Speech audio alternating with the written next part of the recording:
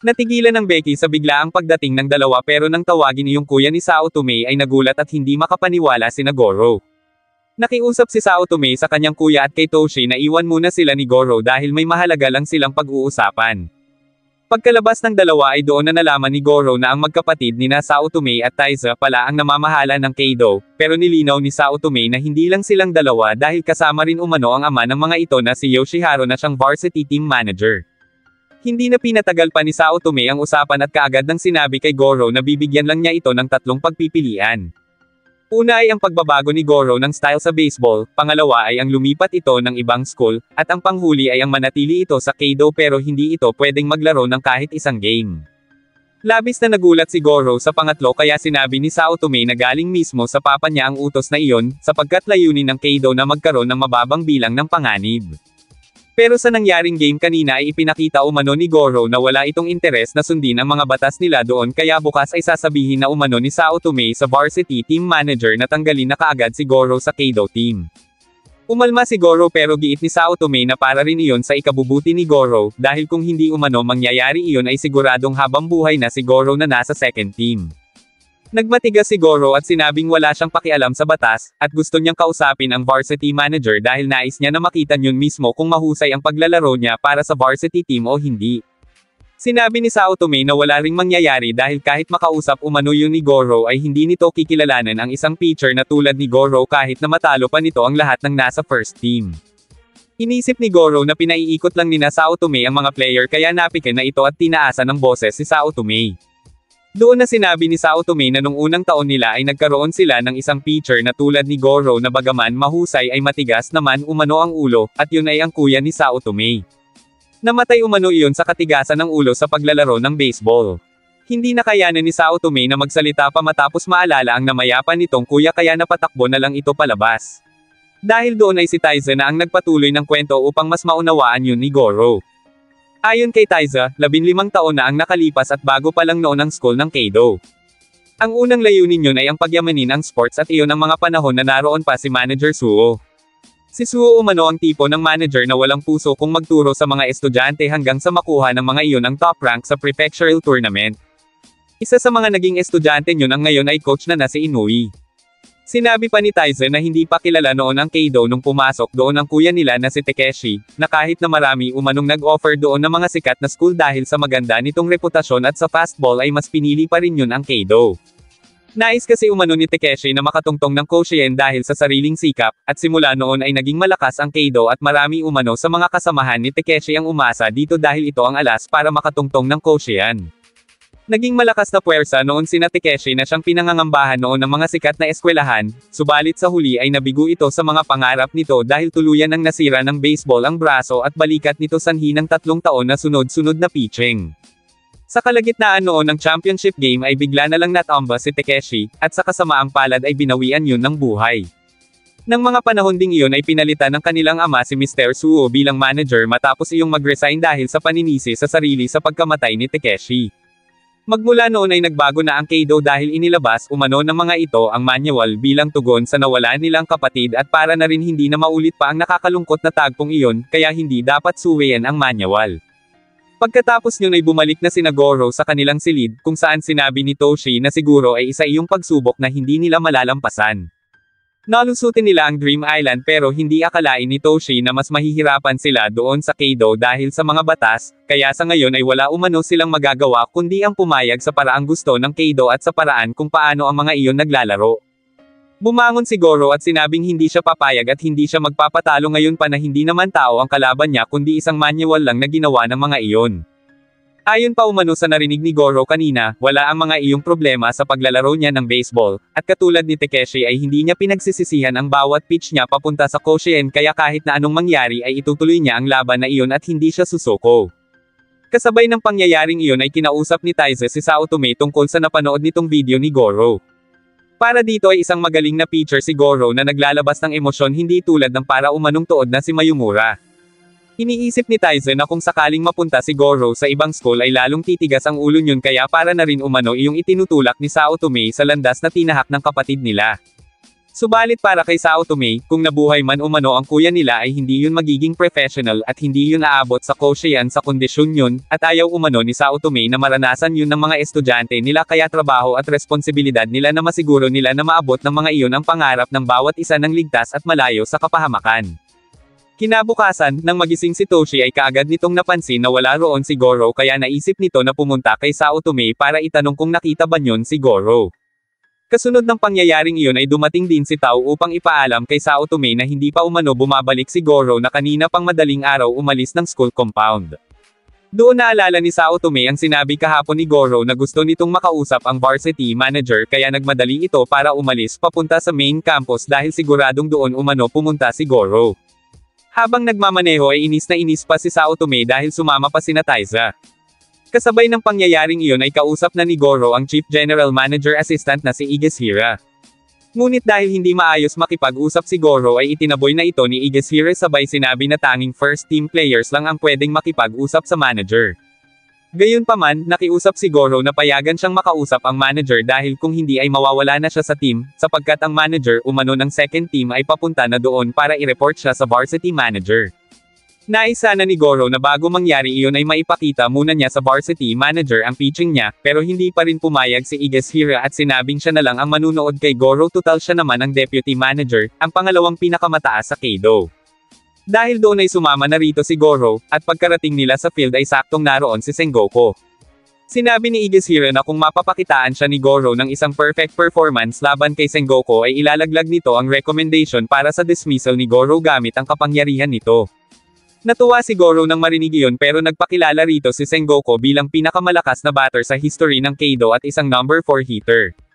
Gayunpaman, hindi nasindak si Goro bagkus natuwa pa ito at sinabing si Sengoku ang tamang tao para maipakita niya kay Igeshira na talagang mahusay siya. Nang mga oras na iyon naman ay naipit sina Sao Tome sa trapiko kaya hindi ito mapalagay sapagkat iniisip umano nito si Igeshira dahil sa masamang balita na naririnig nito tungkol doon. Ayon sa NOS-agap ni Sao Tome ay wala umano iyong puso sa pagtetrain sa mga junior para maging premier players, at pinupurso umano yun ang mga estudyante na gustong mag-college na maglaro sa semi-professional league sa halip na naglalaro na lang ang mga bata para makapag-enjoy. Malakas din umano ang kutob ni Sao Tome na hindi yun sinusunod ang Keido Manual kaya wala itong tiwala doon. Sa field naman ay hindi makapaniwala si Goro na mas magaling si Sengoku kaysa sa inaasahan niya, lalo na nang matamaan yun ang mabangis niyang pitch. Natawa na lang si Sengoku at sinabing huwag siyang maliitin ni Goro dahil hindi naman siya makakarating sa senior league kung hindi niya kakayanin ang lahat ng klase ng pitch. Naglakad na si Sengoku paalis pero sinabi rito ni Goro na hindi pa tapos ang laban, kaya si Igeshira ang nagsalita at sinabi na sapat na ang nakita niyang abilidad ni Goro. Giit pa ng ating bida na hindi pa niya naipapakita ang lahat ng makakaya niya pero sinabi ni Igeshira na pasado na si Goro at tulad umano ng ipinangako nito ay hindi nito papayagan ang recommendation para sa dismissal ni Goro sa team bagay na ikinatuwa naman ng ating bida. Maya-maya pa ay nakarating na sina Sao Tome sa main campus subalit sinabi ni Igeshira na huli na ang mga ito dahil kanina pang nakaalis si Goro. Dahil naroon na rin lang ay sinabi na rin nito kay Sao Tome na kinansela na niya ang pagpapaalis kay Goro, at hindi umano nito maintindihan kung ano ang iniisip ni na Sao Tome dahil hahayaan na lang ng mga ito na mawalan sila ng magaling na player. Hindi maintindihan ni Sao Tome kung ano ang iniisip ni Igeshira kaya ipinaliwanag nito ang tungkol sa pagbagsak ng ekonomiya ng school na iyon noong mga nakaraang taon, kaya naman plano umano nitong gamitin si Goro para mabura ang naging pangit na imahe ng school ng Keido at gagawin nitong star player si Goro sa loob ng Koshien. Nagulat sina Sao Tome sa sinabing iyon ni Igeshira, pero dagdag pa nito na matagal na niyang sinusubaybayan si Goro noong kapapasok pa lang yun, at kahit nung mga nakaraang training pa lang ni Goro sa Dream Island na siyang nagpaingay sa pangalan yun, kaya naman nagsimula na umanong makialam noon si Igeshira at nagbigay pa ito ng special request para kay Goro. Nagtaka si Taiza at tinanong kung bakit hindi na lang sina Mayumura at Yakushiji ang kuhanin nitong star kesa ang makipagsapalaran kay Goro, subalit natawa lang si Igeshira at sinabing kakaiba si Goro dahil meron iyong X-factor na wala ang iba. Dahil na rin umano sa background at naging karanasan ni Goro kaya iyon ang nakikita ni Igeshira na makapagpapabago sa imahe ng Keido. Napatakbo si Sao Tome palapit kay Igeshira sabay sinampal niya ito dahil ginagawa umano nitong kasangkapan ang mga manlalaro. Gayunpaman, tumawa lang ulit si Igeshira at sinabing magmula nang i-appoint siya ng director ng school na iyon tungkol sa polisiya na umiiral sa paaralan ay walang sino man ang nakapigil sa kanya sa mga gusto niyang mangyari. Dahil doon ay umalis na ang apat, at habang nasa biyahe ay sinabi ni Sao Tome na wala na siyang magagawa kundi ang ikwento doon ang lahat. Sinubukang pigilan ni Taiza ang kapatid sa pagkontra nito sa gusto ni Igashira, pero sinabi ni Sao Tome na hindi na niya matagalan pa na makita ang mga player na pinapaikot sa mga kamay ni Igashira. Kasunod yun ay naisip naman ni Toshi na kung maririnig lang yun ni Goro ay siguradong hindi nyo na naisin na tumuloy pa sa Kaido, at hindi umano ito papayag na gawing kasangkapan si Goro para sa kapakanan ng paaralan. Agad na pinuntahan ni Toshi ang Noy nag-e-exercise na si Goro para maipaalam dito ng coach ang tungkol sa planong paggamit dito ni Igashira, subalit sinabi ni Goro na wala naman umanong masama doon. Natuwa pa si Goro dahil naisip umano siyang isama ni Igashira sa plano kaya ayos lang daw iyon bagay na labis namang ikinainis ni Sao Tome.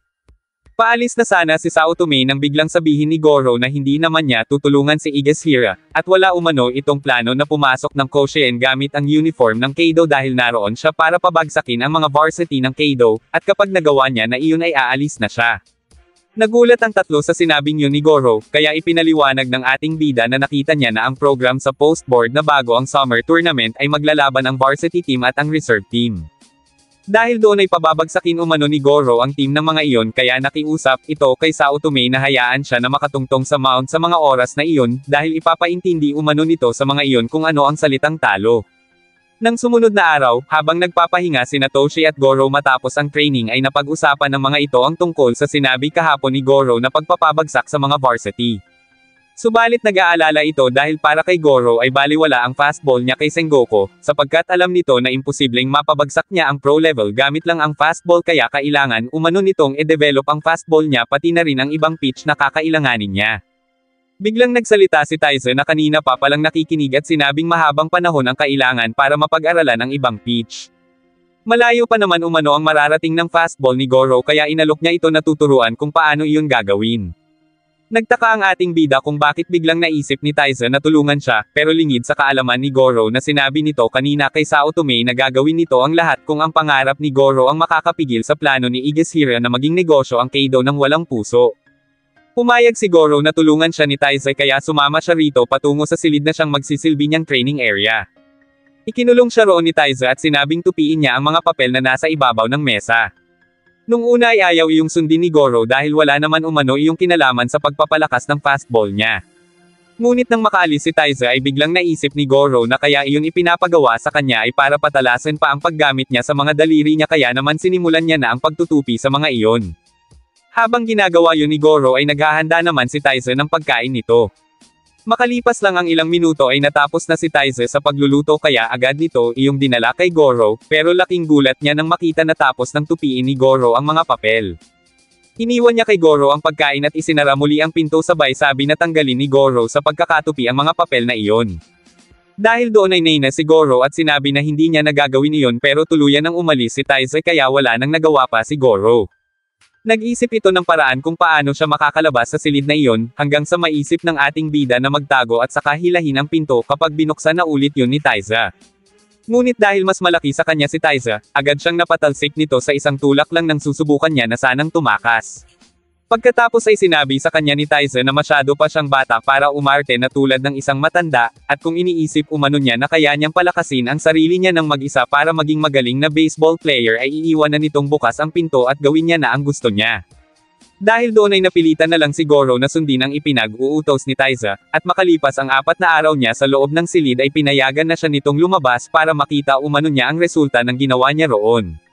Nang mag-pitch na si Goro ay laking gulat nito sa kakaibang pakiramdam ng buong katawan niya, dahil gumaan iyon ng husto. Doon na inamin ni Taiza na hindi naman talaga isang training ang pagtutupi ng papel, dahil kaya niya lang yun ipinagawa kay Goro ay para maintindihan nito ang kahalagahan ng pagpapahinga sa pagtitraining, sapagkat hindi dapat pinupursa ni Goro ang sarili. Bata pa naman umano si Goro kaya dapat ay alagaan nito ang sarili at gawin ang tamang training at tamang pagpapahinga nang sa ganon ay maging malakas ito sa sarili nitong paraan. Nang sumunod na araw ay isinama ni Sao Tome si Goro sa stadium upang makita nito kung ano ang ginagawa ng mga varsity sa training ng mga iyon, nang sa ganon ay malaman umano ni Goro na isang malaking kalokohan ang iniisip nitong pagtalo sa varsity team, at para na rin ipakita dito kung ano ang resulta ng highest level ng manual baseball.